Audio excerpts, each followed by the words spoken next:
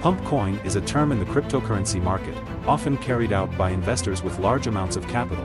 The purpose of pumping a coin is to create a sudden price increase and attract other investors to buy in. However, pumping coins often come with high risks and can lead to dumping, where the coin price is pushed back to its original or even lower level. Pumping and dumping coins often cause significant market volatility and can impact small retail investors.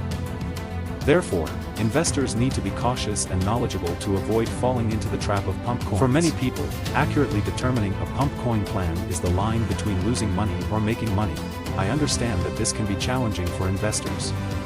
However, I would like to offer some suggestions for identifying pump coins. First, you should consider the overall token market, including market trends and the nature of the token itself. This will help you recognize any abnormalities. Second, maintain a strong mindset and do not follow the crowd. Do not let hype dominate too much.